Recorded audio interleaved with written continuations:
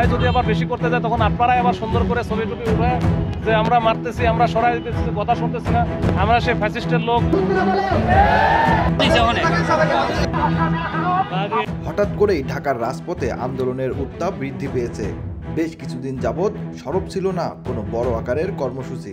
তবে গত 2 দিনে একাধিক আন্দোলন এবং সড়ক অবরোধ জনজীবনে চরম দুর্ভোগ তৈরি করেছে।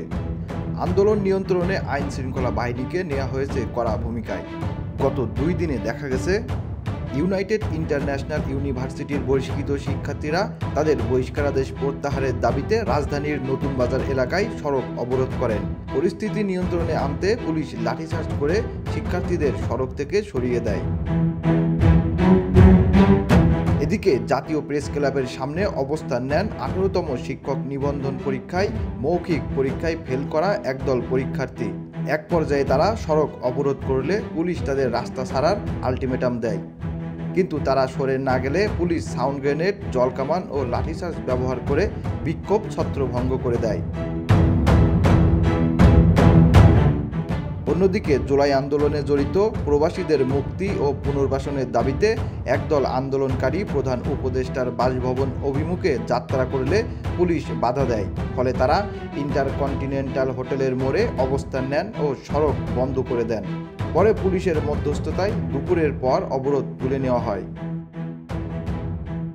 এদিকে করোনাকালীন সময়ে প্রকল্পের আওতায় চুক্তিভিত্তিক নিয়োগপ্রাপ্ত কর্মচারীরা চাকরি স্থায়ীকরণের দাবিতে মার্চ ফর যমুনা কর্মসূচি পালন করতে গেলে পুলিশ বাধা দেয়।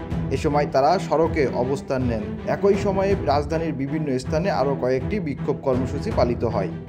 এসব কর্মসূচি নিয়ে পুলিশ জানিয়েছে তারা কোনো আন্দোলন ঠেকাতে চায় না, তবে জনদুর্ভোগপূর্ণ কর্মসূচি বন্ধে আন্দোলনকারীদের বোঝানো হচ্ছে এবং তাদের প্রতিনিধি দলের সঙ্গে আলোচনার ব্যবস্থা করে দেওয়া হচ্ছে।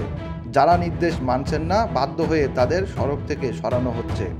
বারবার এভাবে যদি আন্দোলনকারীরা আন্দোলন করার জন্য অগণতান্ত্রিক পদ্ধতি ব্যবহার করে তাহলে সেক্ষেত্রে এটা আমাদের সবার জন্যই অমঙ্গলজনক। এটা হওয়া উচিত না। পুলিশের সক্ষমতা নিয়ে আমার কোনো ডাউট নাই, আমাদের ওই ক্যাপাবিলিটি আছে। আমরাই যদি আবার বেশি করতে যাই তখন আপনারাই আবার সুন্দর করে ছবি টবি উঠে যে আমরা মারতেছি, আমরা সরাই দিতেছি, কথা শুনতেছি না, আমরা সেই ফ্যাসিস্টের লোক, সেই পুলিশ লীগ হয়ে গেছি, এই ধরনের কথাবার্তা আমাদের বহুবার শুনতে হচ্ছে। তো ওই জন্য আমরা চাই যে একটা হচ্ছে আলোচনা করে তাদেরকে বুঝিয়ে আমরা সরিয়ে দেওয়ার চেষ্টা করি। পারতপক্ষে আমরা বল প্রয়োগ করার চেষ্টা করি না। এটা হয়তো বা আমাদের দুর্বলতা হতে পারে, কিন্তু এটা আমরা আপাতত এই ইয়েতে আছি যে আমরা বুঝাবো, তারপরে একেবারে না হলে তখন তো সেক্ষেত্রে আমাদের ব্যবস্থা আছে, আমরা কিন্তু নিচ্ছি, আজকেও নিচ্ছি। এসব আন্দোলন ও কর্মসূচির কারণে রাজধানীর ব্যস্ত সড়কগুলোতে দীর্ঘ যানজট দেখা দিয়েছে। অফিসগামী মানুষ, রোগী পরিবহন ও জরুরি সেবার যানবাহন বিপাকে পড়েছে। সাধারণ মানুষ বলছেন আন্দোলন করবে, কিন্তু জনদুর্ভোগ সৃষ্টি করে নয়। সড়ক অবরোধের মাধ্যমে আন্দোলন দমনে সরকারের কঠোর পদক্ষেপ নেওয়া উচিত বলেও মন্তব্য করেন তারা। আধা ঘন্টা ধরে আছি, এরকম জ্যামজট, কি যে অবস্থা, দেশের অবস্থাই খারাপ।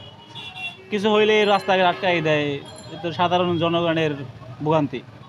সাধারণ জনগণ তো সব কিছুরই ভোগান্তি সাধারণ জনগণের, কারণ কেউ কিছু হইলে রাস্তাঘাট আটকাই দেয়, সাধারণ জনগণের তো এটার ভুক্তভোগী।